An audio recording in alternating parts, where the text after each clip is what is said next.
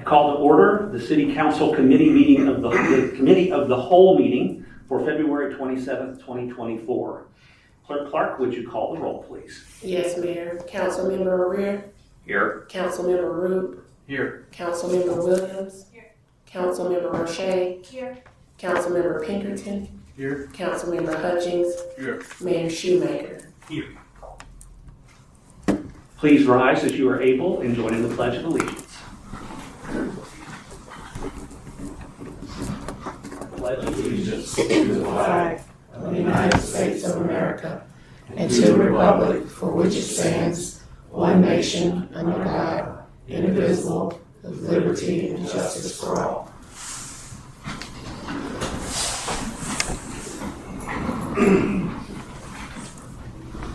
Each member of council has received a copy of the minutes from our Committee of the Whole meeting of January 23rd, 2024. Do any council members have any corrections? I have one. Clerk Clark, if you would correct the date at the top of the page to say 2024 instead of 2023. Any other corrections? Hearing none, then the minutes will stand approved as amended. At this time, it is time to call our signees forward for citizen comments, and we'll begin with Erin Predmore.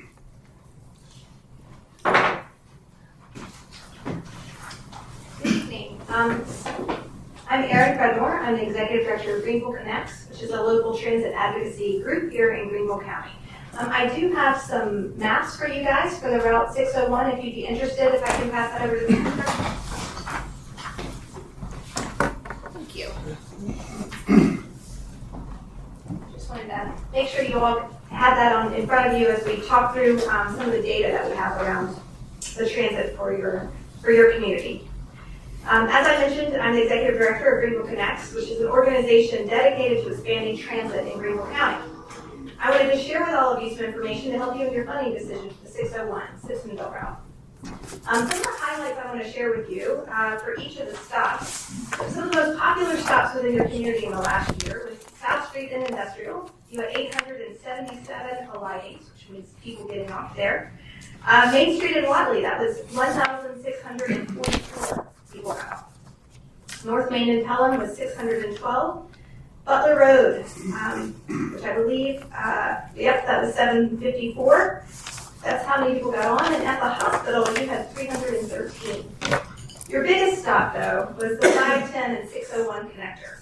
You had 8,647 people going through that stop. And why is that?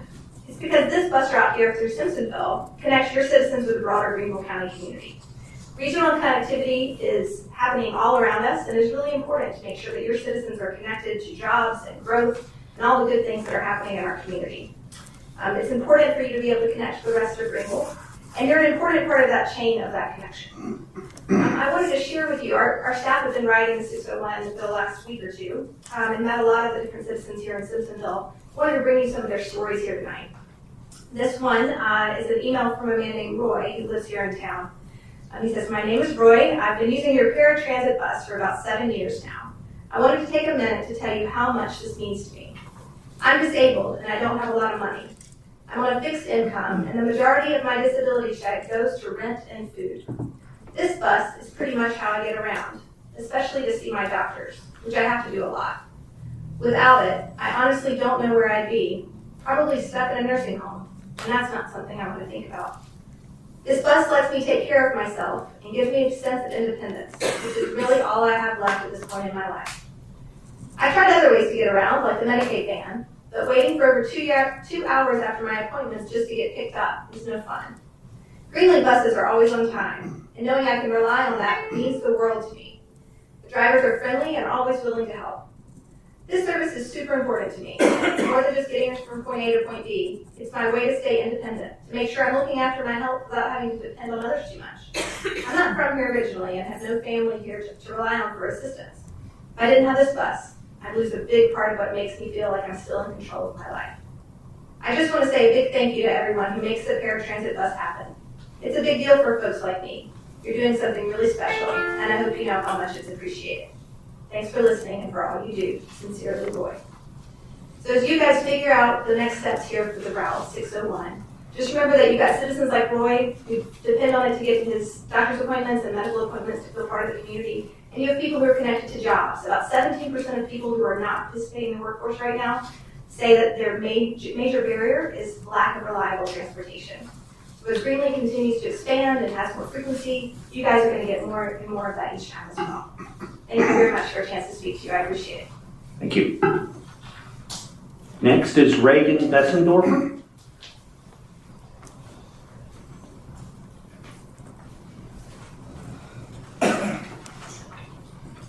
I wait for the green light? No, you go ahead and say your name and address, Okay, and all green right. light goes I'm on here, your so stuff. my son is giving me the instructions. Okay.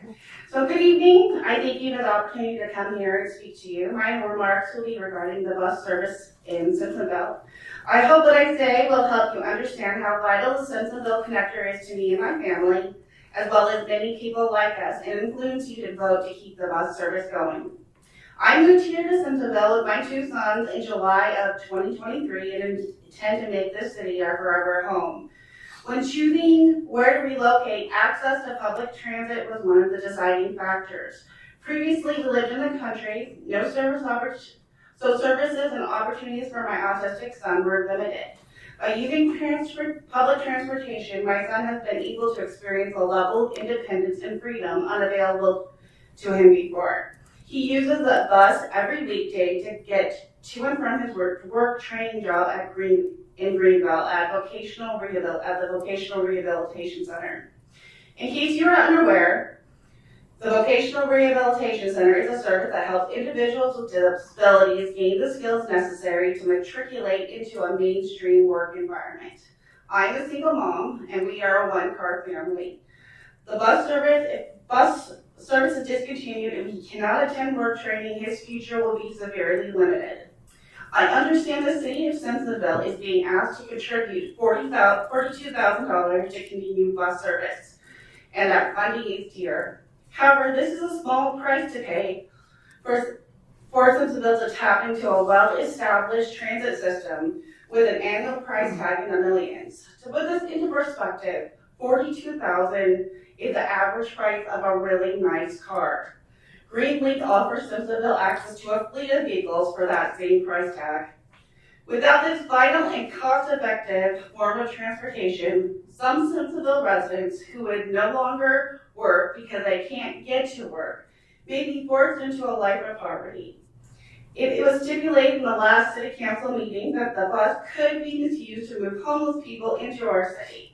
However, I would argue that this is a minor concern compared to the likelihood that Simpsonville will add to its own homeless population by removing public transportation. My son is just one of the many people who uses the bus. They use the bus to get to work, to get to the store, and to access medical care. For these people, the bus is a vital service. Simpsonville is a city that empowers its residents to make a better life for themselves. I hope the city council continues doing this today by voting to keep the buses rolling in Simpsonville.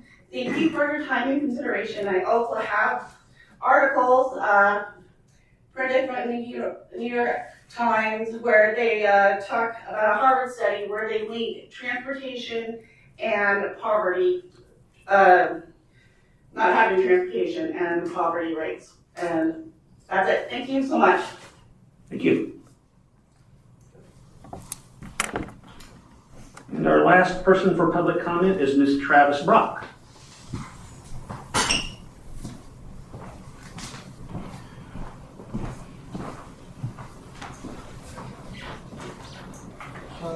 My name is Travis Robbie. What else do you need? The address? Street address. Okay, it's 44B, Boyce Springs Avenue, 29607. I'm not going to repeat what the previous two people have said because that's what I was going to say. But Simpsonville has the shopping center where Cole's at. Pretty much different scenery from what Greenville has. So, and then plus like the previous two people, there's a lot of people that works. My son works, they don't have no license, and it's gonna cost him about $200 a week to get back and forth from Greenville to here. Thank you. Thank you. That concludes our citizen comments. Item 6, staff reports. We'll start with item 6A, Community Relations Specialist Justin Campbell. Mr. Campbell. Thank you, Mayor and Council. Council, you have my submitted report. One of those items is an agenda item at the conclusion of the meeting, so if you have any questions about anything else other than the litter prevention program, I'd be happy to answer those. Council. Thank you, Mr. Campbell. Thank you, Mayor. Item 6B, financial report, our monthly financial report. Christine Furino, Finance Director. Good evening, Mayor and Council. A few highlights from the January financial report. General fund revenues for January were $7.7 million. Revenues collected year to date were 11.6, which is 50% of the budget. January expenses were 1.8 million. Expenses year to date were 12.2 million, and that's 52% of the budget. Sewer fund revenues for January were $342,000. Year to date is 1.8 million, and that's 84% of the budget.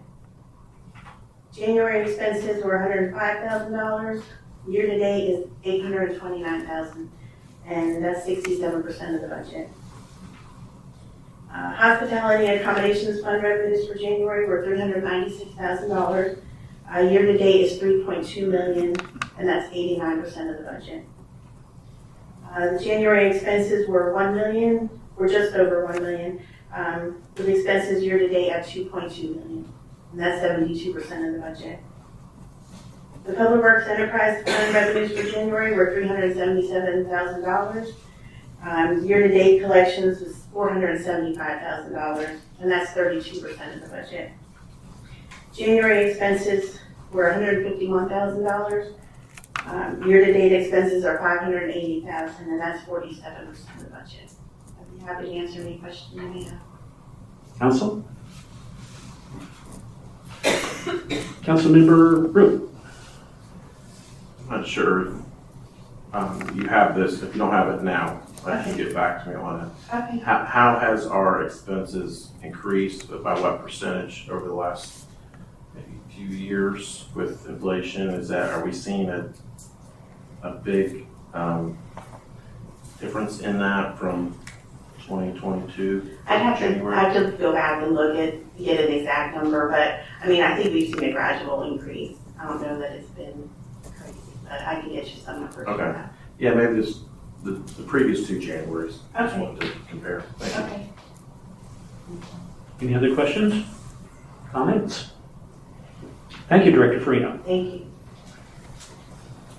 Item 6C, City Administrator Report. Dianna Gracely, our City Administrator. Thank you, Mayor and Council. Good evening.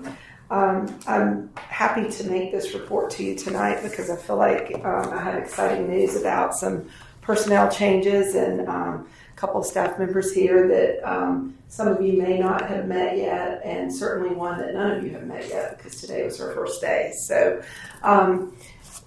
as you read through my report, you'll see that Jason Knutson, who was our previous planning director, resigned his position in November. He was here through about mid-December.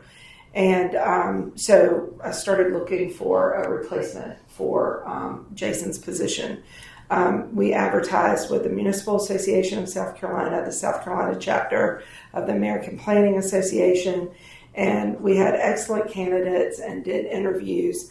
After much deliberation, I came to the conclusion that John Derby, who was previously our staff planner, would be an excellent planning director. Most of you are familiar with him. You've heard him give reports. John, if you don't mind standing up.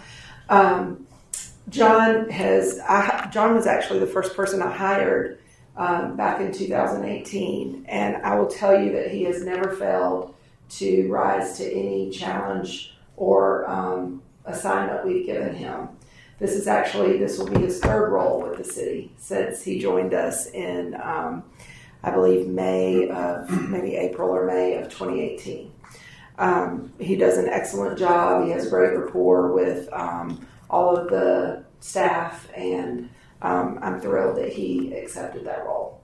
So in order to fill John's vacated role as staff planner, Charlene, if you don't mind standing, we have hired Charlene Carter, and today is her first day, and she has extensive experience in public service. She has previously worked for as the town administrator in the town of Blacksburg, where she did a lot of zoning. Prior to her public service, she worked in the private sector for an engineering firm doing CAD and drafting. So she's going to be great when it comes to plan review. She's also worked as a city clerk. So just extensive experience doing a lot of plan review, zoning, annexation requests, special projects.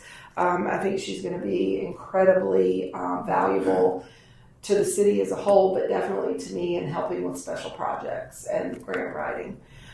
So I'm thrilled about that. Moving on to the Arts Center, many of you know because I believe Melissa sent an email out, and then you probably read it in my report prior to that.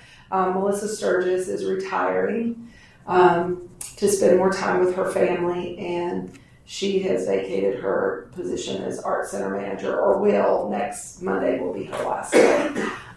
In order to fill that vacancy, we have merged an existing position with the Arts Center position to create an events and cultural arts and events director. And that person is Lisa Everidge, who most of you know. If you haven't, you will meet her soon. I don't think Lisa's here, so we'll have her come to a future meeting for those of you who don't know her, or you can stop by the Arts Center at any time. She's been training with Melissa for a couple of weeks now, getting the lay of the land, and she will start that position officially on March the 5th. Will be her first day in that role. Melissa did a wonderful job getting the Arts Center up and running and getting us, building our reputation as one of the premier arts centers in the upstate, and already has exhibits planned out for the rest of this calendar year. We now have theater groups and other artists coming to us requesting to have an exhibit or to rent a studio space or to do a performance on the stage. So it's no longer necessary to have somebody chasing those people. They're coming to us now, and we're thrilled about that. And what Lisa brings to the table is an amazing capacity for organization and handling a lot of different tasks. As the events coordinator, which is a role she's had for many, many years, she handles special events that happen out at Heritage Park and renting those facilities to people and organizations who bring those events into the park. So she'll continue that with the Arts Center. The gymnasium renovation is scheduled to start on April 1st. It's going to be about a 4-month project. So pretty soon the gym will be available for rental. So she'll just be doing much of what she's already been doing, just focusing some of that attention on the Arts Center as well. And she will be permanently located at the Arts Center in Melissa's office. With that, you have my complete report. I'll be happy to answer any questions about that if you have any. Council? Councilmember Hutchings. Question regarding the Main Street, Festival Street area. I know we said that we're going to remove power lines there. How far along Main Street was that? That is just on South Main Street. The only poles remaining on South Main were 3 in front of the slice down to Trade Street. And so those have been removed. We actually used some set-aside funds that we have with Duke Energy for underground utilities, and private property owners at the old Fixin' and Filling and the Slice paid the other half of the cost of doing that. So it actually didn't cost any taxpayer dollars to do that. Those funds are very restrictive, and they're not immense funds. It's very limited funding. So, it would be nice if we could do that all through downtown to get those overhead lines down, but that's multi-millions of dollars to do that. But we were able to accomplish that on South Main without any cost to the city. Thank you. Council? Administrator Gracely, I see under the stormwater heading that you included the thing that we discussed about coming up with a higher standard for stormwater infrastructure for new construction, which would impact anybody who is developing already, properties already in the city, but also anybody who would add anything to the city. And I just really want to express my appreciation that you are working towards something that will have something to show council hopefully soon that will let us increase the standards that cause people who build things to build them higher up away from where the water can get to, and also better, higher standards for stormwater retention so that we don't make things any worse for our existing citizens. And this does not impose new rules on people who already have property, developed. This is not something that's going to make a standard that causes something to come out of their pocket. But I think that this is a good move, so I look forward to what we have coming there. Yes, you're welcome. We're going through our due diligence now on that to make sure there's no negative impact to impose this, but essentially what we're trying to do is increase the standard for stormwater infrastructure from handling a 25-year storm event to a 100-year storm event. So it would require larger upsizing of pipes and larger retention facilities to manage on-site stormwater for new development. Thank you. Any other comments or questions for Administrator Grayson? Councilmember Pinkerton. Yeah, on that note, I believe Malden has undertaken a study on their stormwater issues and invited public comment. I've been involved in that, but with this suggestion that you guys have for increasing stormwater, would that also be something we could look into, is maybe having a study on it from people that really know stormwater?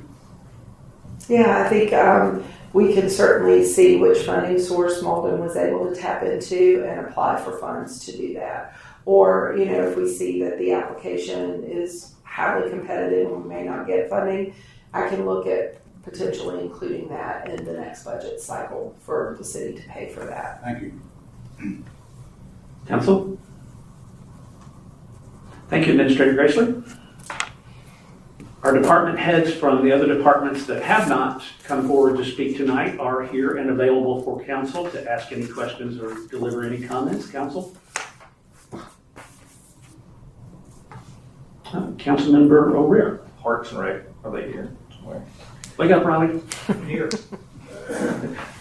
Nothing really exciting. The numbers we get about participation, is there any way to get like a baseline number for folks like us that are, few of us that are very new, because those numbers, though they look good, I don't know what they look like compared to last year, year before. Oh, absolutely. Yeah, so I'd love to see, just to see the trend, because I'm a huge proponent, being a Simpsonville little leader myself back in the day, of the participation. Plus, as the rate of growth we have in the city, are we getting equal participation percentage from the growth in the What I can do for you, Councilman Warrior, is like Ms. Furino's doing.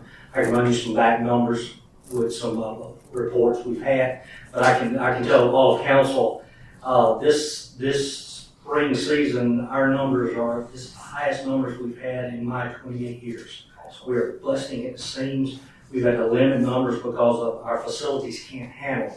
Oh, we can put more and more out there, but you will not get a quality. We'll be playing on Sunday afternoons, and I don't think you'll want to do that. But be glad to get those numbers for you and get a little bit more detail for you. Yeah, if it's just 1 year back, this way I can get a little comparison baseline number to see what the growth looks like. Sounds great. Absolutely. Thanks We're so growing. much. Thank you. Any other comments or questions from council for staff? All right, thank you all for being here this evening. You are welcome to head out and enjoy the rest of your evening unless you have business coming before council on the business items. So next up is our business items, and I want to point out that, as is always true with committee of the whole, items that are voted on tonight are simply being moved to the business meeting agenda scheduled for March the 12th. So a yes vote is not a final decision. A no vote would be, because it would not go on to the business meeting agenda. Item 7A, Welcome Center budget. And we have the President and CEO of the Simpsonville Chamber of Commerce, Allison McGarity. Ms. McGarity, would you deliver your report, please? Thank you, Mayor. In the packet that I prepared for you all this evening, there are a few different Welcome Center reports that I will briefly go over. The first page has a report that shows the current fiscal year, June to July, with numbers as of December 31st of 23. So roughly, well, exactly half of the year so far is reflected in these numbers.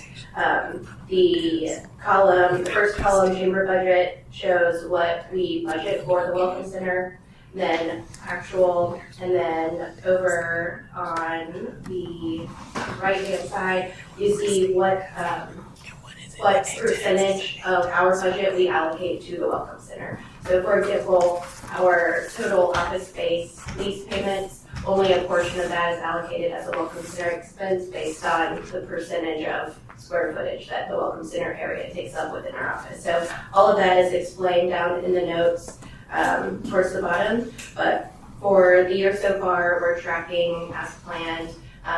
We've been increasing the amount of advertising that we've been doing in the last couple of years, so you'll see that, and I have some information to provide a little more details on that in just a second. But overall, in terms of Welcome Center, the funding has been increasing just naturally as the total ATAX increases over the years, and you kind of see how it gets allocated to the expenses on our end.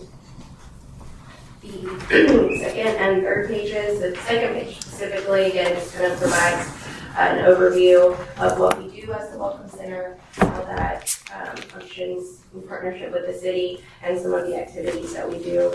The revenue is split into two different categories: operational, which is those things like utilities, rent that I mentioned, and then tourism advertising. So those are specific advertising initiatives that we do throughout the year that represent 20% of our total Welcome Center funding. And then general operations is the other 80%.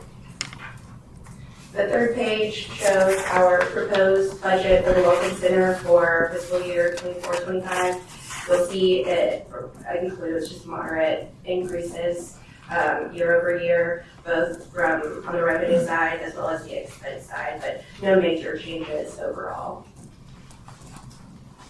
Any questions on that before I speak? Council? All right. And then the next few pages just going to show general activities for Welcome Center. We offer newcomer welcome bags to new residents and visitors. We reach those folks by utilizing lists of recent home purchases that we get from one of our partners. We mail postcards out to those addresses each month. And you can see the rough totals for the last several months. In October of 23, we mailed out 117 postcards, 217 in November, 167 in December, and then 155 in January. We don't see 100% of those people who come into the office, but we do definitely see a lot of them. They come in waves. The bags that we give them include our Newcomer Welcome Guide and other publications, as well as little goodies and welcome messages from some of our chamber members. So it's a good bag of kind of swag and freebies that people get. Plus it gives us the opportunity to share all of their good information on Simpsonville, answer questions that they have, and then introduce them to chamber members for any other services that they are looking for in the area. I mentioned we mail those to the addresses that we receive from our partner, but we also work with apartment complexes, rental property managers, HOAs, and real estate agents to reach as many people as possible, because we know we want to reach people who are moving in, renting, as well as just kind of moving in within the area. So we really have a lot of partners that we lean on for this particular program, but it's been really successful over the last few years. We also mail basic relocation packages to people who are potentially planning to move here. We receive these addresses from a partner as well. Plus people call us and contact us directly and ask us for the information. If they just want a directory and not a full relocation, a big package, we mail those for free. If they do want a larger package, we do charge for postage, but we can totally customize the information that's in there. So we just work with the person to figure out exactly what they want and then make it work. And then between walk-ins and phone calls, I would say average 2 to 3 a day. Some days it's insanely busy, and then some days it's slow. So 2 to 3, I think, is a safe bet. And that is, again, a range of people who are asking general questions about Simpsonville, who are outsiders looking in to either move or visit, or people who are here and just need general various miscellaneous information about the area.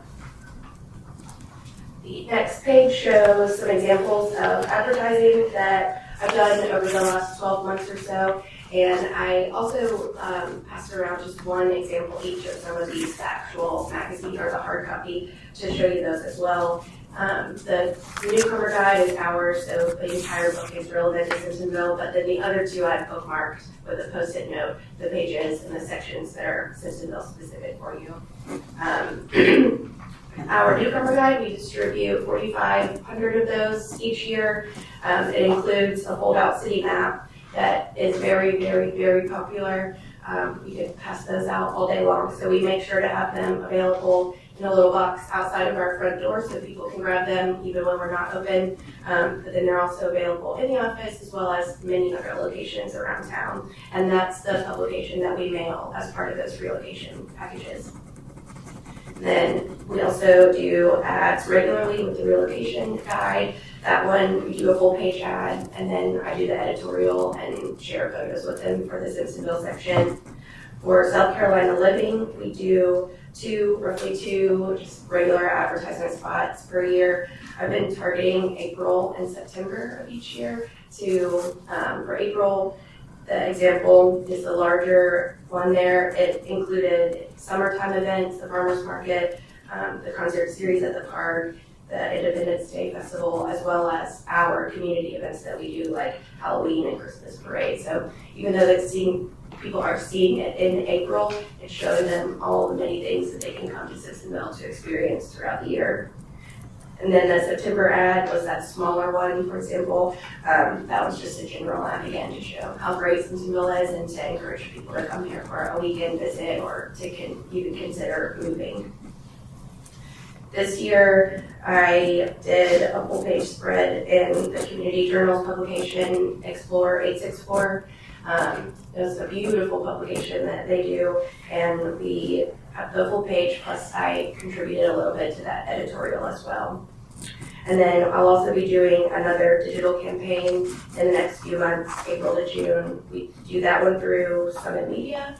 And I worked with them before for a digital campaign that was in the Christmas season of 22, so a year ago now.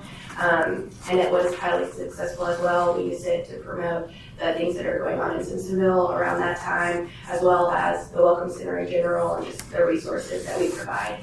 So for this one coming up, it'll run April to June. I plan for it to include, again, some of that summertime event info and just a little more tourism-specific types of things in addition to the Welcome Center.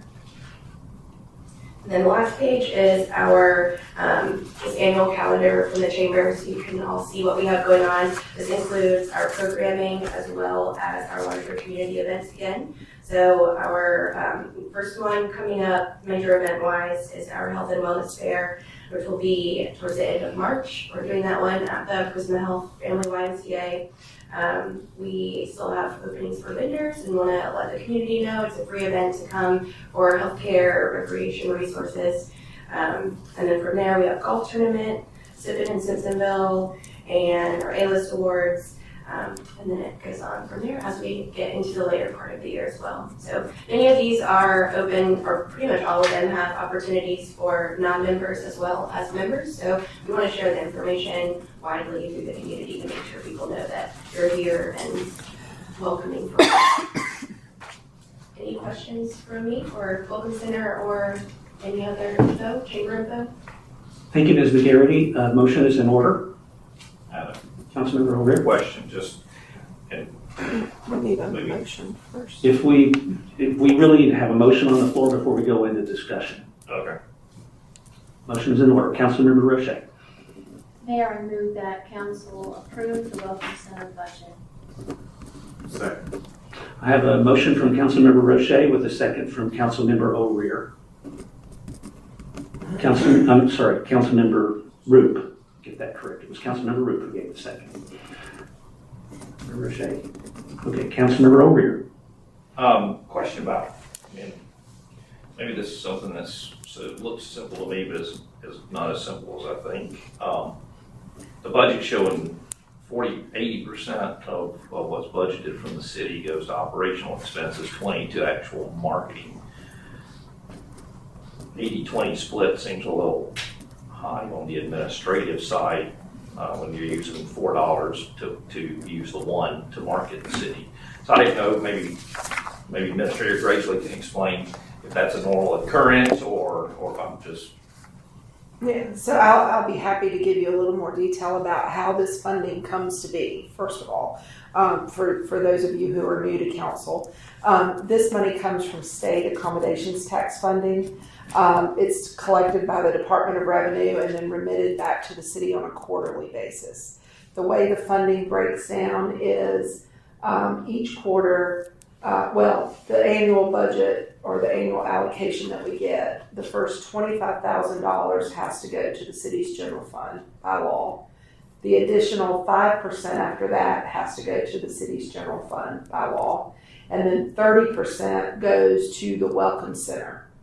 There are very specific rules about who the Welcome Center can be. We can't house it in City Hall without a separate nonprofit entity with its own board of directors. So for probably since the inception of the Welcome Center, the Chamber has hosted that. A few years ago, Ms. McGarity and I met and talked about allocating a certain percentage of that 30% that they get from the city for the Welcome Center for advertising. And they were very gracious to agree to do that.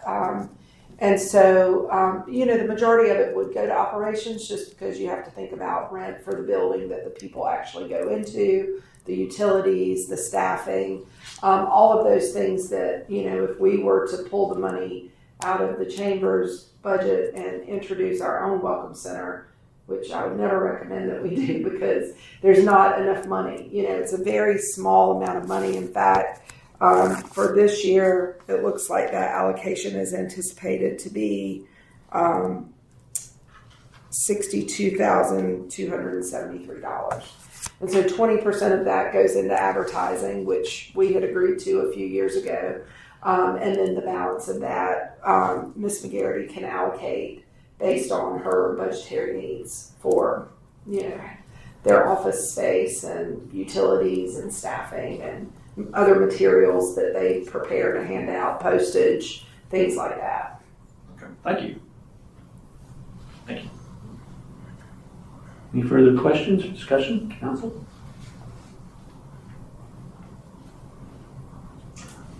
Okay.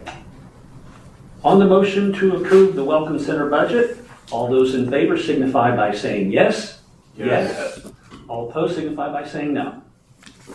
Motion carries 7 yeses, 0 no's. Item 7B, the accommodations tax funding recommendations. Administrator Gracely, will you summarize, please? Yes, thank you, Mayor. We intentionally put this on the agenda after the Welcome Center budget because these two do tie in hand. As I mentioned, the state accommodations tax that we receive annually, they remit it to us quarterly, but we look at it on an annual basis. After the first $25,000, the first 5%, and then the 30% that goes to the Welcome Center, the remaining budget, the remaining 65%, then is made available to different organizations to apply for that funding to do events. The state law requires that the events relate back to accommodations taxes, meaning events that put people in hotel rooms, encourage tourism, special events that bring people for weekend stays to the city or whatever the event might be. And so each year there is a special tax advisory committee that council appoints. And each year, generally in January, they meet and look at all of the application requests. Those typically come in the end of October. That's the deadline that we've set. And so the committee will go through each application and they will look at the total amount of funding we have available. And usually not everybody gets what they're asking because there's never enough money to do that. And unfortunately, some requests go unfunded completely. So what you're seeing on this spreadsheet with your materials are the ATAX committee recommendations for council to approve for the allocations starting July 1. And I will remind you too that, just like we do budget projections when we present the budget to you in a few months, same thing with these projections. The revenues are not exact. These are what we anticipate based on trends and what we've seen historically in the past and, what we've seen in our quarterly remittances from the state. So, we try to get it as close as we can to the amount of money that will be available, but it's impossible to hit that directly on what we're going to receive. We're usually within a few $1,000s, but we definitely don't want to overcommit on the revenue part and then have that funding committed to different organizations and then not have it available after their application's been approved. So just keep that in mind. Thank you. A motion is in order. Councilmember Hutchings.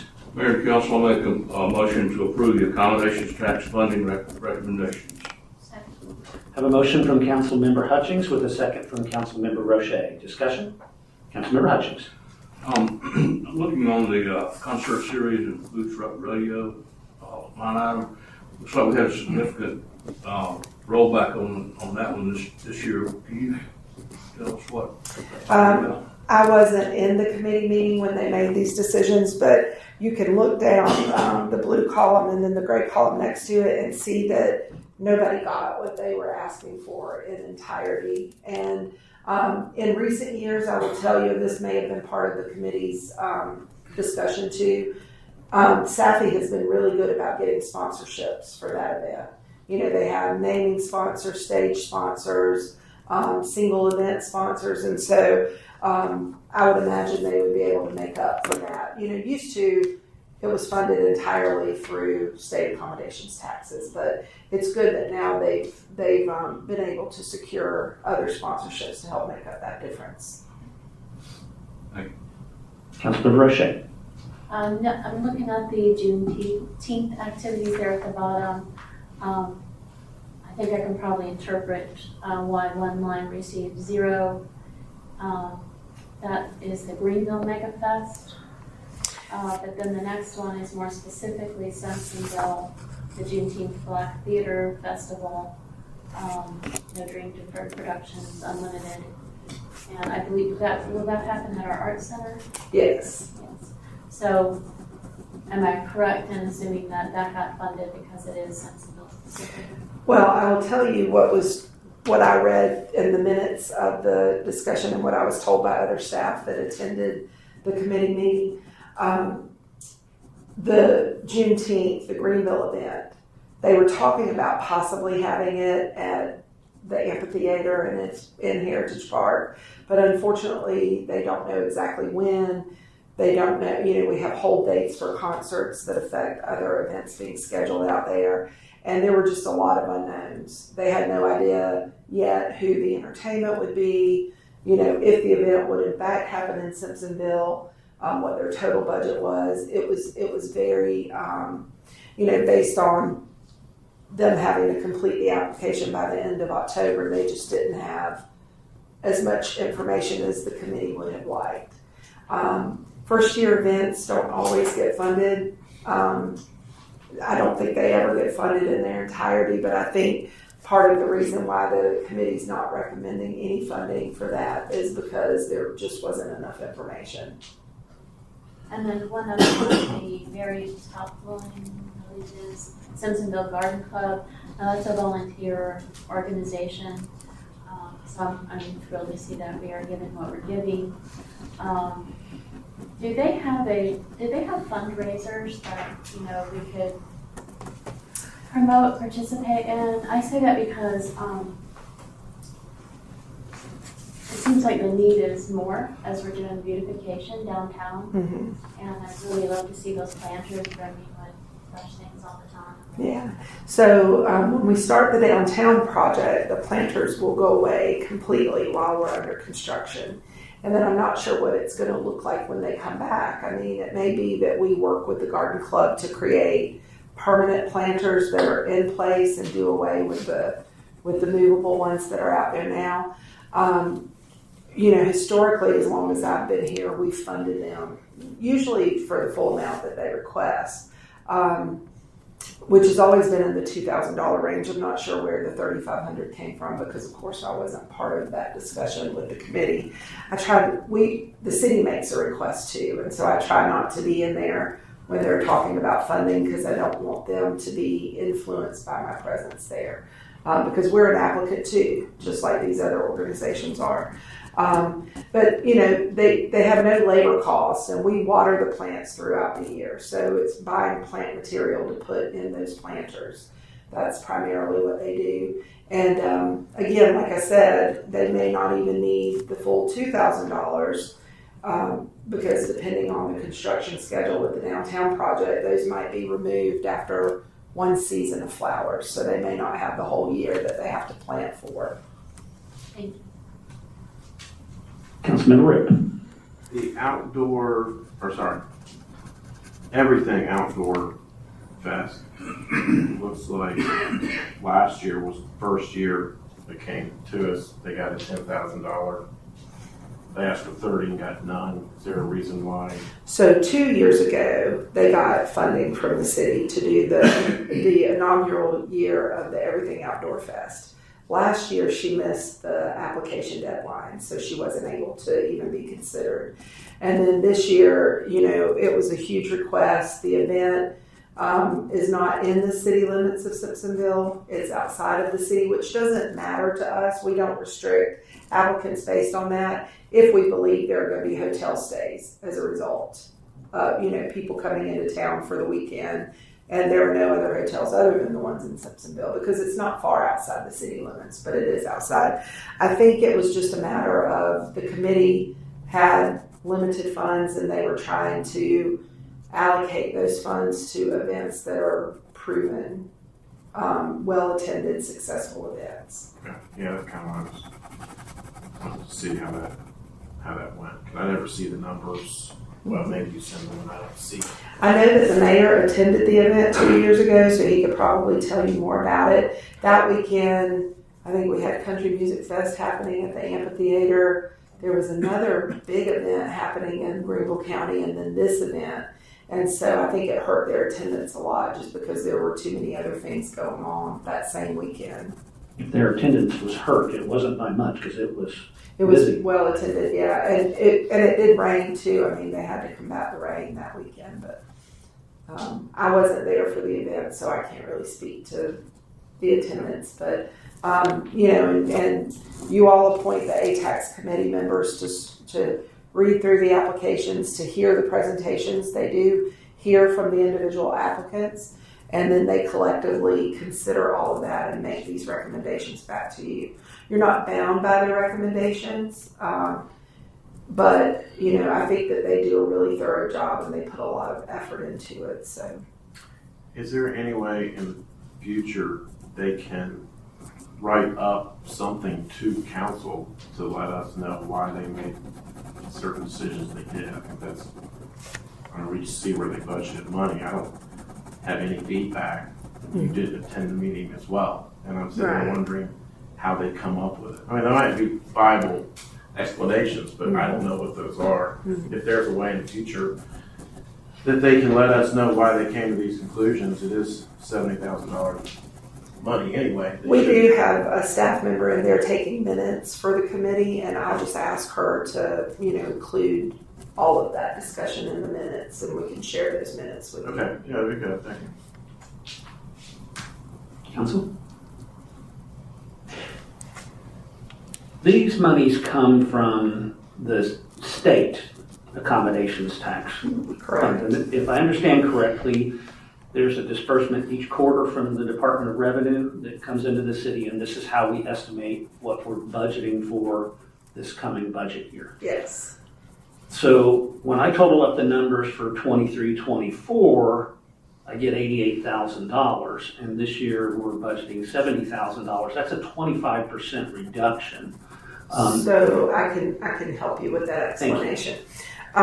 Sometimes there are funds left over from the previous year. Maybe someone who was allocated funding didn't use it all. Maybe the event got rained out, so they only used a little bit for advertising, and they didn't actually have bands to pay and stages to set up and all of those expenses. And so that particular year we had a lot of carryover funding because some of the funding from the previous year had not been expended. Revenues are not going down, which would be, I think, unexpected based on. I think some of the revenues have gone down just because we did have one motel that was closed for a good part of last year. In fact, it may have been all 12 months. I would have to look back and That see. wouldn't be a 25%. It would not be a 25%. No, it wouldn't be. But it would explain, maybe $3,000-ish, and then the rest would be that we just didn't have any carryover from last year to bring forward. So this number is based solely on those quarterly remittances. Okay. Thank you. Any further comments or questions from council? So on item 7B, motion to approve the accommodations tax funding recommendations. Everyone in favor signify by saying yes. Yes. All opposed signify by saying no. Motion carries 7-0. Item 7C, funding for Greenlink in the fiscal year 2025 budget. Administrator Gracely, would you summarize, please? Yes, Mayor. I'll be brief because I'm sure you all are well acquainted with this discussion based on the public comment tonight and also the very thorough discussion and presentation that we had from James Keel at the last committee of the whole meeting. Basically, this is putting the item to the business meeting to consider the city's funding of $47,000, I believe it's $47,000, that you would direct me then to put in the FY25 budget to cover the funding to continue the 601 connector. Thank you. Motion is in order. Councilmember Root. Mayor, Council, I move that the council approves funding for Greenlink in the FY25 budget. Second. A motion from Councilmember Root with a second from Councilmember Hutchings. Discussion? Councilmember Root. Yes, sir. So I've been thinking a lot about this and getting emails. I appreciate those that showed up and spoke. I can't in good conscience tell people they don't have a way home or a way to work and back home. So after giving it some deliberation, I also understand the split and raise taxes to increase this budget. But if you practice the way I do at home, you cut, when you extend your budget, you cut somewhere else. So where I was thinking, and this is just me, I'm not trying to talk anyone into it, what I'm not seeing value in, what I've been paying attention to this last year, is the Zen City contract that will be coming before council in the next couple months. I think it's a $30,000 to a $36,000 expense, Administrator. 28, I think. 28. So a little bit more than half. I would ask council to approve this. I think a lot of people use it. Are people going to use it to have a car? Yes, but there's more than not that are using this to get to work, to get to the hospital. That number stuck out to me that Erin read to us earlier. I don't remember her name because it's my name. I have those names, but I got that one. The hospital stops. I wrote it down. More than 300. So those are people going to the hospital that don't have a ride. These are cars off the street. These are cars that people don't have. So I think that we need to pass this. And what I will be doing is I'll be voting down the Zen City contract to help pay for some of this. I would ask that they would look at possibly looking at raising ticket prices before coming back to us next year. I don't want that to be a burden on anyone as well, but to help incur some of those costs, especially the way with inflation goes. It's 47 this year, is going to be 53 next year, and we want to be careful with that as well. But I did want to at least offer that to council, that there are some ways maybe we could cut to help approve this, but this isn't going to raise taxes really regardless. But I think it is something that the more I think about that we need to do. So I just wanted to say that. Councilmember Pinkerton. Yes, bear with me. So we got a letter from GTA, and I'm assuming that there will be some form of contract coming that we would sign up to in order to pay funds to GTA over the next several years. Is that the way it works? They've not requested a contract. This would just be year by year funding that I would continue to try to include in the budget. But no, they've not asked for any long-term contract to continue this. And I will say that the city of Fountain Inn is very interested in having that connector route extend into their jurisdiction. And so my hope, I can't say with certainty this will happen, but my hope is that since there's somebody to the southeast of us that wants it, maybe it'll make our cost a little less next year if they're able to incorporate that, because we'll be sharing the cost of that connector across 3 cities rather than 2. One of the reasons why I'm asking about going forward with contractual agreement, because it's $47,000, but there's a line item in here that says, and I won't read all of it, these costs do not represent the cost of replacement or expansion of vehicles, installation of new bus stops, bus stop amenities, yada, yada, yada. In general, it gives you the cost of a bus. You can read it.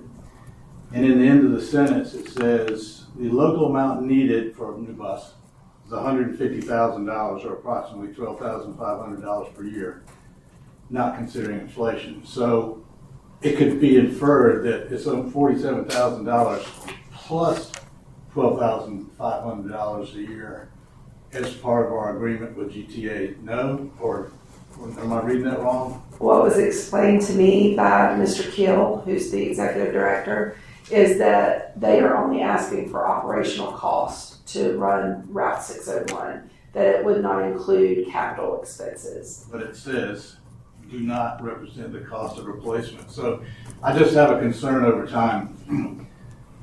And I don't disagree with Councilman Root. However, in 5 years, it's $750,000. And what's to say in 5 years, GTA says, you know, that $47,000 just wasn't enough.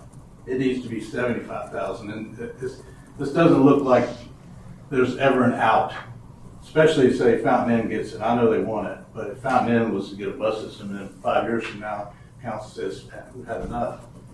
It'll still be a funding decision that this council makes year to year, because there is no contractual obligation for the city to continue it. So each year. Excuse me, that's the reason why I was asking about the contractual agreement. If there's one out there, I would hate for it to come in and it just say, this is what you're gonna pay, whatever we say. Yeah, there isn't one, nor have they asked for one, my understanding. And the reason we're here now presenting this to council is because I didn't want to include it in the budget without you all having thorough discussion about whether or not you wanted city resources to go toward that. So this is council making a decision about whether or not you want to do it for this coming budget year so that I can then incorporate that number. Next year when I present the budget, if you think if it's increased in any way, or if you have concerns about continuing that, you can consider it again. Again, it just doesn't seem like there's any negotiation room. If GTA comes back later and just says it's going to be more, we're kind of just keeps increasing. Lastly, I wanted to ask too about the budget. So is there a way that this could be, again, maybe we can reduce some taxes somewhere else, but can be paid through H or A, accommodations or hotel taxes or something like that? I did ask Butch Kirby about that when we were riding on the bus, and he thought that those funds could be used for buses. No, unfortunately not. I'm pretty familiar with state law and how you can expend those dollars, and they're very, very strict about that. Even business taxes? Well, business taxes would be part of the general fund, which is where this funding would come from. Okay, and the only reason why I asked that is, the bus is valuable to certain people. I mean, you can take like Howard Road, the residents we have out there that are in the city limits, they'll never see that bus unless somehow Fountain Inn circles through there. So their tax dollars are actually paying for something that they never see any return on. Well, I will say that Many of with our the residents. paratransit service, they would be able to do that because if they're disabled or unable to get themselves to a bus stop, the paratransit extends a certain radius around the city. It ends, if I'm not mistaken, within a half a mile of a bus stop. 3/4. 3/4. So that's marginal maybe.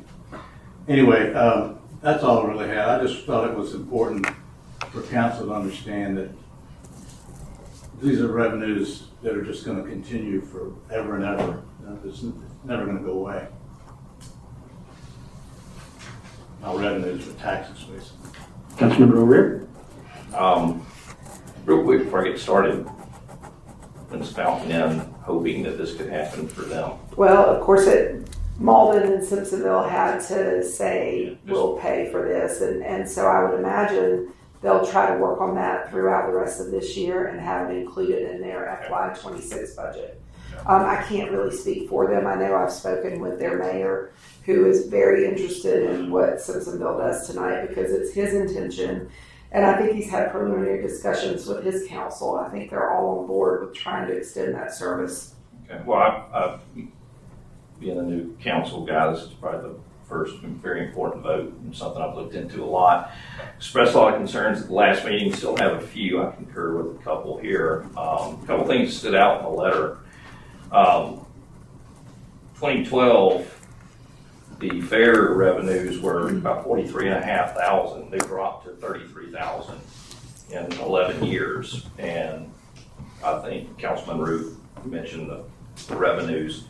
That's an extremely small amount of the budget. And when I did my ride-along with the Greenlink folks, which I really enjoyed, I asked a question, when is the last time there was a fare increase? And the answer was it's been at least 8 years. And to me, I made the point that, what inflation's done the last 3 to 4 years. It's killing a lot of people, but there's been no fare increase. And that concerns me, and I'm with Councilmember Pinkerton because you get something started. Historically, we've started a lot of programs in this country and wherever. Once you get them started, it's almost impossible to stop the roll. And the roll can be 47 this year, 77 next year, and then 98 the next year. It's a year-to-year contract. It's a year-to-year thing.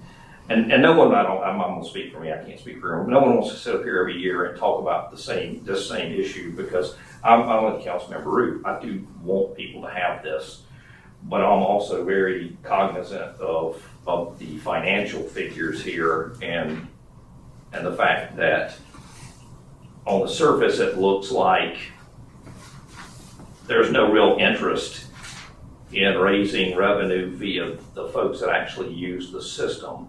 The interest is raising the revenue from the areas that are serviced, if that makes sense. When I go to the store, I buy something, I get to keep it, it's mine. But here, we're asking the taxpayers of Simpsonville to pay for things they're not necessarily going to use, and that revenue keeps falling. And to me, that decrease in revenue can be nothing but a loss of ridership. And like explained on the bus ride, when you raise rates, it will have an adverse effect on the number of riders. Well, the absolute opposite's the same. You drop rates and more will come. It's almost the point really here, it looks like you might as well just make the service for free because that's the amount of revenue that's being raised. And that's a big concern of mine, but I know several were raised. But ultimately, like Councilmember Ruth Pinkerton said, I do think with the hospital numbers, the paratransit, I do think it's very important for the community, and I do like the offset idea. But I do ultimately worry when someone gets used to being able to come and ask for a figure, they come and ask for a different figure and they expect to be told yes.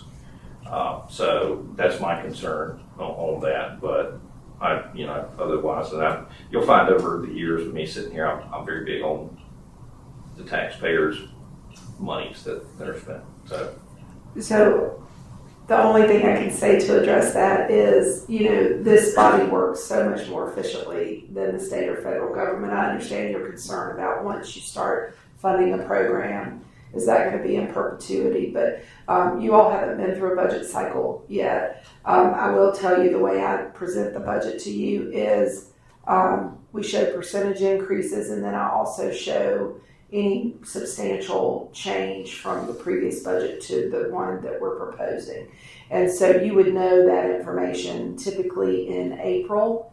And, if you see a steep increase, then this body could certainly say, you could revisit this discussion. It's not a long-term commitment unless, you see the value in it and you want to continue to fund it, and the requests don't continue to increase too steeply. And as I mentioned, my hope, and I don't know if this is true because I'm not in transit, but common sense tells me if Fountain Inn does offer the service and they're sharing the cost with us, it would keep our costs lower. I'm hopeful that'll be the case, but we'll know probably about this time next year what the anticipated contribution from the city would be for the FY26 budget. would it be something, and I know this, I've talked to another council member about possibly having a contractual deal that would increase the funding at this rate for 3 years, whatever. Would that be something Greenlink would be interested in? I don't know, because the way it was presented to us when the mayor and I initially met with the chairwoman and with the director of Greenlink was, they work for the city of Greenville. Greenlink is, he sort of had, I think he mentioned that here, he sort of has two masters. He has an obligation to the city of Greenville, and he has an obligation to that nonprofit organization. We've never been asked to contribute before because the state was able to contribute for this connector route. And then when that funding went away, that's when they came to us late last year and said, if we're going to continue this connector, Malden and Simpsonville are going to have to pay this because it's not the city of Greenville's responsibility to pay it. So I think the best way for me to answer your question is they do all of this by formula. And so I don't think they would commit to any kind of term or to say they'll keep this price the same, because what they're passing on to us are the actual costs that remain after all of the federal funds and state funds have been applied. Okay, thank you. Councilman Pinkerton. Sorry, one more thing. Additionally, by becoming a funding partner, this makes each municipality eligible to appoint one member to the Greenville Transit Board of Directors. How is that addressed at this point? You got any idea? Seems like I heard it hadn't been addressed somewhere. So the mayor typically would appoint when there are special, like he appoints Mr. Hutchings to serve in an advisory role with the Simpsonville Chamber. Occasionally there'll be an opening on the Council of Governments Board, and municipalities will decide which among us have an appointee for that. So that I would imagine the mayor would determine who would take that place on the board, or maybe he would want to put it up to council for a vote. That would be up to you all to decide who that person would be. I think talking to Mr. Keel, when he was here, he wasn't clear on whether that was a definite thing or not anyway, so we'll just wait and see when that comes. Says it. Yeah, it does, but he also hedged. Well, you can't hedge on what you're putting down here because he re-hedges it somewhere in another piece of document. Mm-hmm. And is it a paid position? No. These are all volunteer positions. Anyway, again, it goes kind of back to where I was talking about whether you actually have a contractual agreement, because it says stuff right here, but we're agreeing to this letter, this is what it says. And it also infers that it's possible another $12,500 a year. So I'd just like to see some clarity on that before our final vote on these things. So, Councilman Brochet. So the first glaring problem to me is that the city of Greenville has removed themselves from this equation.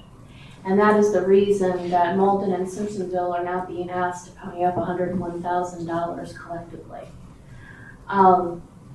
The city of Greenville is serviced more routes, longer routes, more people, more stops, and they're pulling out completely. I'm trying to figure out how that's fair, that then they come to us and say, we need $101,000.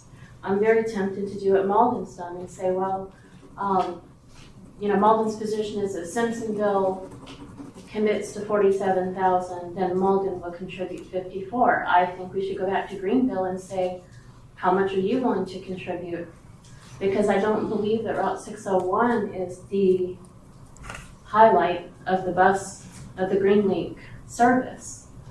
And I'm not sure why they're coming south to collect this, and Greenville City is just able to bow out. So that's one thing. Ridership is another concern, because we do represent Simpsonville and Simpsonville only. Is this a service that that $47,000 investment really justifies?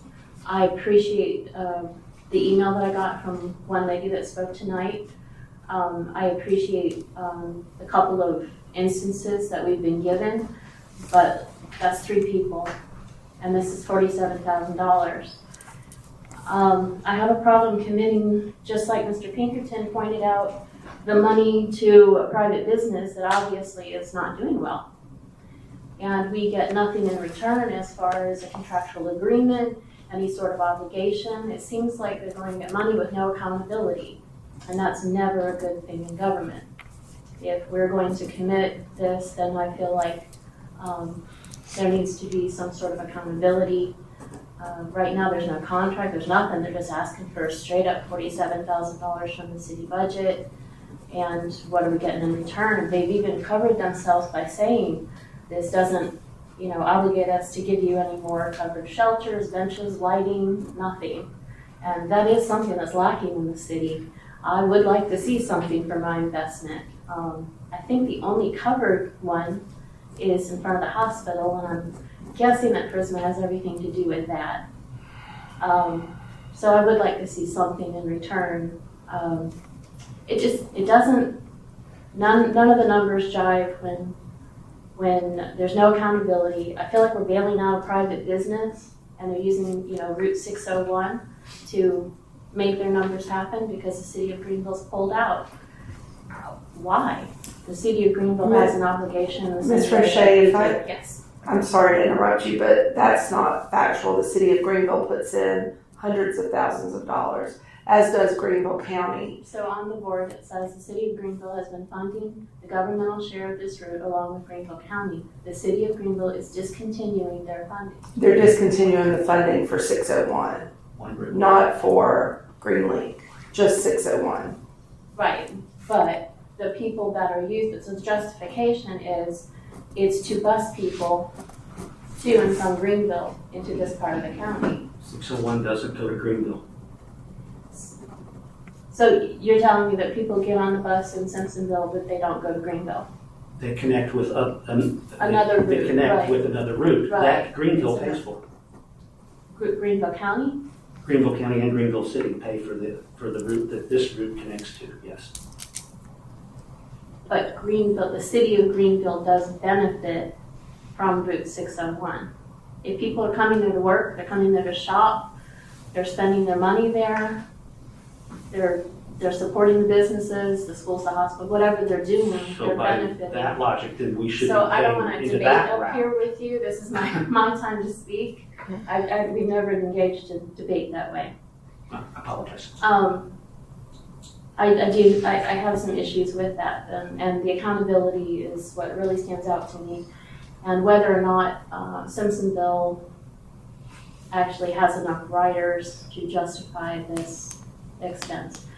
Lastly, I understand that Fountain Inn would like to see us pass this because their future is tied into this. The mayor there has said we have businesses coming, and part of the check boxes would mean that we would need public transportation to come this far. And so I understand their interest, but they're not being asked to put anything in either. So I just have a problem with shouldering this much. Councilman Hutchins. I just want to say that this discussion has been very enlightening to me because prior to this, I didn't really know too much about the bus service in general. And I'm very amazed to see some of the figures that came out of this. The demographics were very enlightening. The 54% of riders are employed, 21% are actively seeking employment. And I think we're overlooking a big factor here is economic impact that the bus service has for Simpsonville and all the other areas that it serves. My understanding is in Greenville County that it's an $80 to $1 ROI, which is pretty impressive. We're looking at people here who are living in Simpsonville and working other places and depend on this bus service to get them there. Another thing that came out of this that I had no idea existed was the paratransit.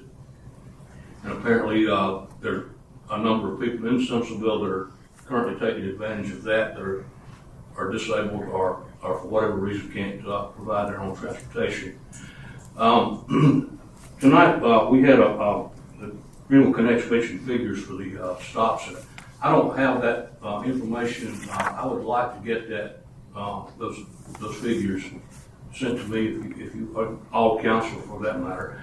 We received a report from the city. I couldn't open it because it was a report that only the city had access to. Greenville. So I haven't actually seen the total figures at this point for ridership, but even at that, we're talking about the fares and so forth and what that costs. I think we're looking at just maybe this bus service is not a profit generator per se. It is a service to increase the economic well-being of our community. So I think for all those reasons that with the $23.6 million budget, we should be able to find a way to fund this $47,000 budget item. That's all I have to say. Council? Okay. So let's start by talking about claims that were made about homeless people in the past meeting. And I just have a question for everybody to consider. Does anyone really think if we get rid of the bus, we won't have homeless people in Simpsonville? And what is it that we really want for the people who are most in need in our community? What we would really like is for them to get out of abject poverty and become contributing members of society. If they're homeless, they don't have enough money to have a car or pay for Uber or get there some other way. The best way to get themselves bootstrapped up is to find a job and get back and forth to that job and start earning money where they can become a contributing member of society. And when unemployed people are asked what are the biggest barriers to getting a job, transportation tops in the list, even more so than daycare. So I don't think we should be taking away transportation options for our people who most need it. It's part of our affordable housing consideration. I've heard from people in the last few weeks who live here, found an affordable place to live here in Simpsonville and use Greenlink to get to their job in Greenville because they can't afford to live in Greenville. I've heard from people who it's the other end of that conversation. They work here, they can't afford to live here, and they're using Greenlink to get to Simpsonville to go to work. I've had lots of emails and phone calls. I've heard from Ragan a couple of times from her, and she spoke here tonight. and she brought her son with her. I want to point out who we're talking about here. They're not homeless people, but they have one car in their family, and he is working his way to the bus to get back and forth to work every day. This is a civic-minded person, this young man, because I was trying to figure out, where do I know him from? I know him from coming in and volunteering myself for Simpsonville cleanup day, and here he was picking up bags and a vest and a gripper claw to go out and pick up trash on a route. That's where I know that young man from, and he uses the bus. I heard from a guy I heard from his mom first, and then mom made him right. This is a guy who is less able than most of us. He rides his bicycle to meet the bus, and then puts the bicycle on the bus and rides up to Greenville and uses his bicycle to go to his job at the Greenville County Election Commission. Lives in Simpsonville. He rides 2 miles to get to the bus stop. I heard from a guy today who says, oh, thank goodness for the bus. My car broke down. I'm using the bus to get back and forth while it's in the shop for repair. Seth Duncan, I forwarded the email from Seth Duncan, the city administrator of Malden, to all of you today. Obviously, Malden supports this. Spoke in person with Mayor McClear from Fountain Inn yesterday. It's been discussed already that Fountain Inn is interested in getting bus service extended to them. I would say that your hope, as Administrator Gracely, that this would offset some of our costs is probably dim, because the 601 is a full route. It takes 1 hour for it to make its circuit. You can't add anything to it, or you mess up the schedule. We talked about that when we were doing our ride along with the GTA folks, and they said that no, we'd have to be adding I have to buy a bus and add another route in order to support Fountain Inn. So probably not going to see an offset in our cost there. But Mayor McClear and his council have been discussing getting this going. If we were to not fund this and the route is done away with, we cut off their chances maybe, or possibly we see them go, hey, we'll pay $47,000 and we have the bus drive through Simpsonville, between Malden and Simpsonville, and not stop here, and everybody who was riding it not have a way to get on that bus unless they work their way to Fountain Inn or to Malden. Ridership is in the thousands per month on this one route. Thousands. Over 2,000 per month, right? And ridership is increasing. One of the more popular spots we've already heard is to get on and off is the hospital, but another one that I noticed is downtown. We have a lot of people who are getting on and off of the bus here in downtown Simpsonville. It supports our businesses in Simpsonville. I reached out to the CEO of Predmore to see if he had staff coming in on the bus or leaving on the bus. He did not get back to me, so I don't have an answer to that one. Certainly we know we probably have patients who are doing that. I don't think we want to cut off businesses whose employees, they would lose employees, and possibly those people could lose their job or have to find a job somewhere else. It's a real pain to find a new job. So I definitely think we need to support that. Greenlink and GTA is not a private business. It is not a business. I heard a council member say, this is not a money-making business, and it never will be. It's not a business. We're talking about $47,000, as opposed to each year we put over $12 million into public safety, police and fire. I've not used the fire department the entire time I've lived in Simpsonville. Maybe we should get rid of it because I don't use it. Why am I paying taxes over half of our budget going to public safety? Because it's not a business, it's a service we provide, okay? This is a service that the city of Greenville had been paying for when the route went from Greenville to Simpsonville and back through Malden, okay? But after GTA added additional service. They doubled the amount of service that Simpsonville is getting. Doubled the amount of service Simpsonville is getting. They split that route in two, and so now the route goes back and forth from Malden to Simpsonville. It doesn't touch the city limits of Greenville. Greenville says, we're putting in $100K a year into a bus that doesn't even come into the city limits. Meanwhile, we're spending over $500,000 a year in operating expenses that we're giving to Greenlink. $1.4 million the city of Greenville gave for the new facility that Greenlink GTA is using for bus maintenance and terminal. The city of Greenville lets GTA use their facilities as offices and lets them use their services, including internet and email and that kind of thing. That's why James Keel is saying he has two masters, because the city of Greenville is putting in so much money to GTA in comparison to the tiny amount that they're asking. If we were in their shoes as the Greenville City Council, we'd be asking the same question. This service is going to Simpsonville and Malden, and they're paying nothing for it. Why are we having to foot the entire bill? Or at least a portion of the bill. They're not doing the entire bill because Greenville County puts in a sizable chunk of money. So, and that is providing a service.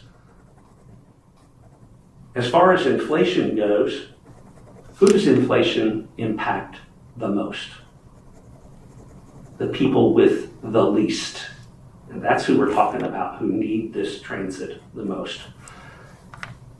$47,000 is less than 0.4% of what we put in to public transit. It's less than 0.2% of our annual budget.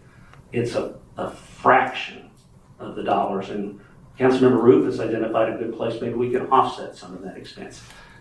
All of that, every bit of that, pales in comparison to this one item. Paratransit that extends to 3/4 of a mile of either side of the route and is used by citizens of Simpsonville who are disabled. We've heard that tonight. Paratransit provides transportation door to door. You don't get a ride to the bus stop. You get a ride door to door on a special bus for people who are disabled, and they will take you to the grocery store. They will take you to work and back. They will take you to meet your friends for lunch. You might think, oh, I've seen these transit vans around here, Southeastern transit vans, that they're based out of Simpsonville. Well, they could use those if this went away. Actually, no. You have to be eligible for Medicaid to use those services. So paratransit services people, and by the way, the people who use those services through Medicaid can only use it for their medical care. They can't ride to meet friends for lunch like they can with paratransit. I think paratransit, we would be doing a horrible thing to take away paratransit for the people who are using it in the city of Simpsonville. And that's why I'm going to vote yes for this. Is there any further discussion or comments? Councilmember Hutchings. I failed to mention one thing a moment ago. I do have a concern about the temporal nature of this decision. With what some of the other council members have mentioned, if this comes up again next year and it's more, we have to look at this every budget year. I'm concerned about that because we can't put a finger on exactly what this is going to cost us in the future. Is there any way that we can get an estimation of, based on, I think Greenville goes out to 2030, based on Greenville is budgeting as to what the percentage increase might be for those years? That's my first question.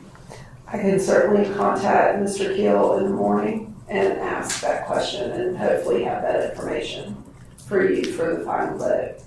I think that would be helpful. I'll forward it to the entire council as soon as I have it via email.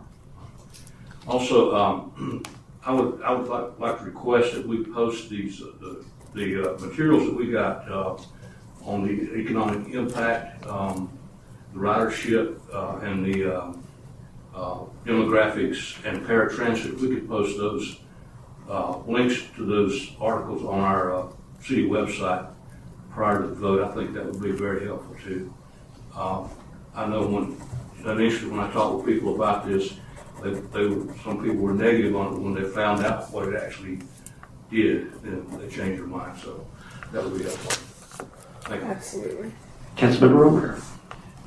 Just one real quick thing. I would strongly suggest and would really like to get a commitment that we do actually get to appoint a member to the board of directors for the GTA. That way, if we do vote yes for this, we can at least be in the discussions of what the number will be the next years. And the only way to do that is have a seat at the table. So with this, I think that's something that I would strongly suggest that we press upon Mr. Keel that we get a seat at that table. Just added that to my notes for in the morning when I talked to him. Council. On the motion to approve funding for Greenlink in the fiscal year 25 budget, all those in favor signify by saying yes. Yes. All opposed signify by saying no. Motion carries 7-0. Item 7D, proposed litter prevention resolution. Jason Campbell, our community relations specialist. Mr. Campbell. I didn't know I was becoming my half brother tonight. Yeah, I just see that error there. Mr. Campbell, who is just rather than Jason. He probably just fell over dead. Thank you, Mayor and Council. Tonight, I'm requesting that you consider and move to the March business meeting a resolution that memorializes the formation of the Simpsonville Simply Proud Litter Prevention Program and a subsidiary Adopt a Street program. Now, you may be wondering why is a resolution needed for this, and it isn't necessarily needed. These kind of tasks and responsibilities come under my purview as community relations specialist. I took over doing the 2 cleanups citywide that we do annually when I got this position in 2018. But a resolution would codify or create a structure for litter prevention efforts. It's just not enough anymore to do 2 cleanups a year and move on. This would be an official commitment by the city and by city council to the initiative, and that creates accountability. You're considering this item about Greenlink, and you have to vote on it in order to make it official. You can't just say, we'll pay the $47K or we won't. This is not an ordinance, it's not necessarily binding, but it lends seriousness to the initiative, and it creates accountability for me and whoever, in the far future may serve as community relations specialist, that this is a serious program. This will be a 2-pronged approach, prevention and removal. I'm considering adding at least 1, possibly 2 more citywide cleanups per year, and the Adopt a Street program. The basics of that program are an individual organization commits to 4 cleanups annually at the least of an assigned city-owned street or road. After the first completed cleanup, they get a sign recognizing the individual organization installed by Public Works and fabricated by Public Works.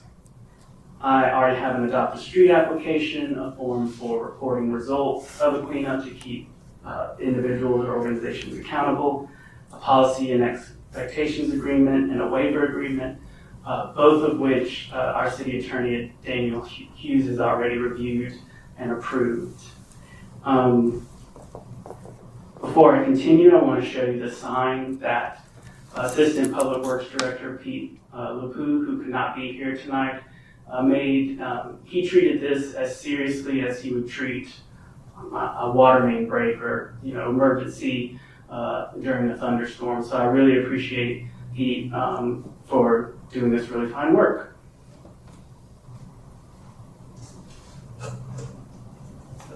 Show you guys first.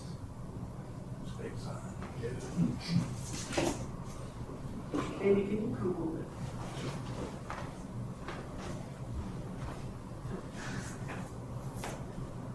Public Works Director Andy is going to hold this for me. So, Your lovely assistant. yes, he is quite lovely. So this is like any adopt a highway or adopt a road sign. It says adopt a street. It has our logo, the Simply Proud to go along with it, and sponsored by. Mr. LaPoot also fabricated this, and this is would say, you know, City Council or, you know, Chamber of Commerce. And this way people get that recognition that instills in them pride, because the whole point of this is to instill pride. People often call to complain about litter, and it is an issue, and I want the community to have a buy-in and to participate and take that civic responsibility that this Adopt a Street program and litter prevention program would create.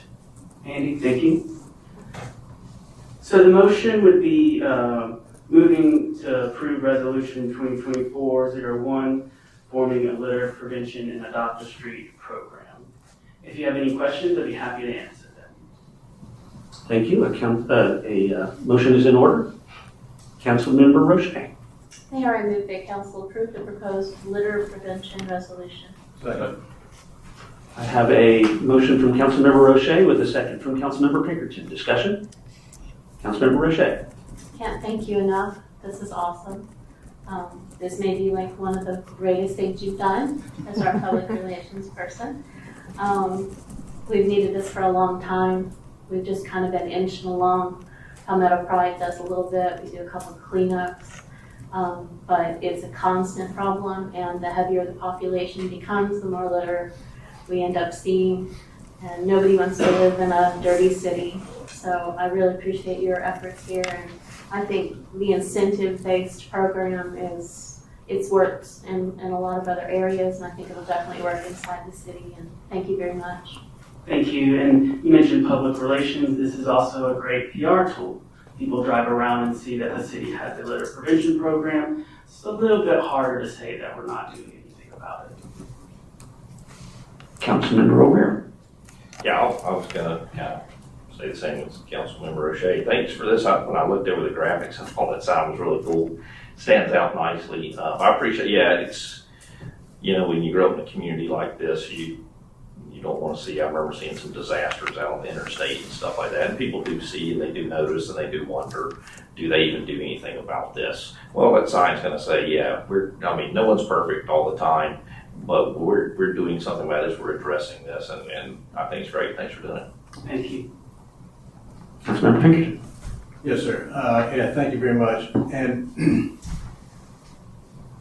I live in Poinsettia, so the Poinsettia Community Club does a spring cleanup every year, sometimes fall, which includes cleaning up along Poinsettia Drive from East Curtis down to Fernwood.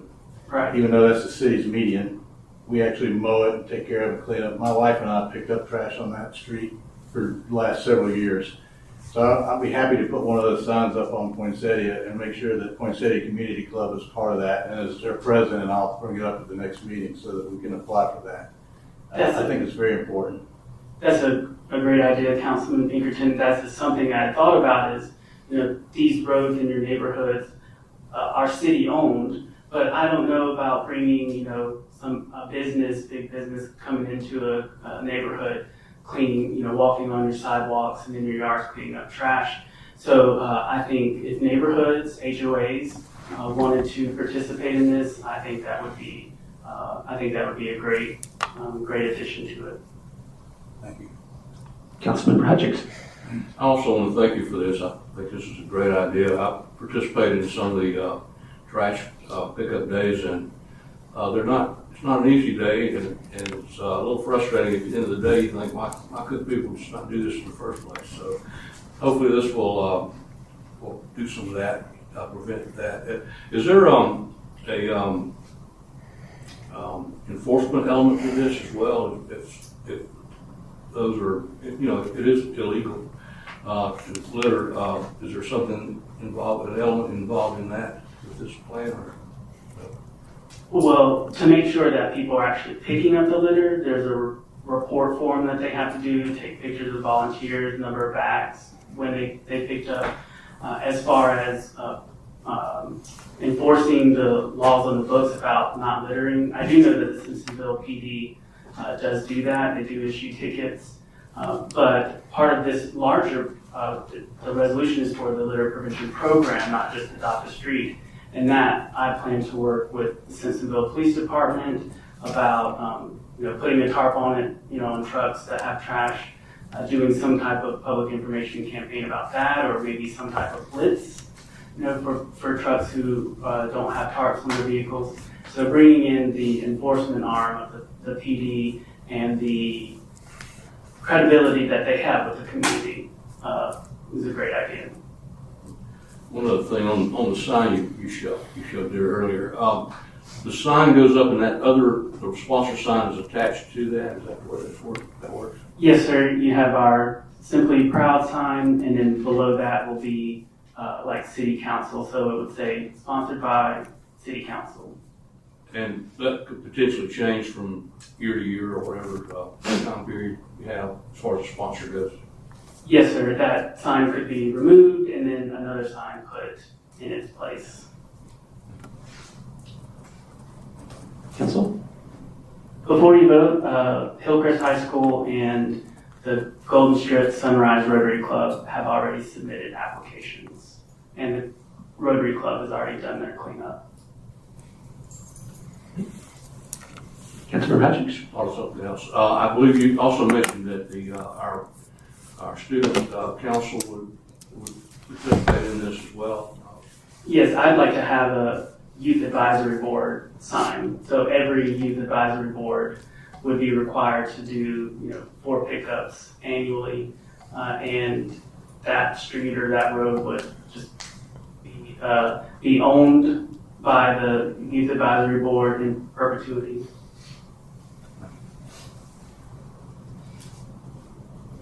Okay, I just have one comment, besides just agreeing with everyone about how great this is. Good job on that. But I did notice in your materials that you have an example of the Adopt a Street sign and name sign underneath it, and it's Adopt a Street sponsored by City Council, and you've called out City Council 3 times by name. I just want to say I support that. I think City Council should adopt a street.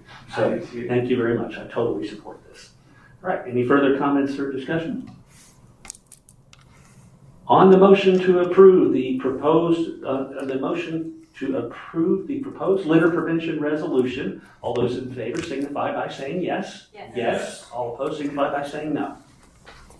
Motion carries 7-0. Thank you. Thank you, Mr. Campbell. That concludes all of our business items. And with that, if there are no objections, we will stand adjourned.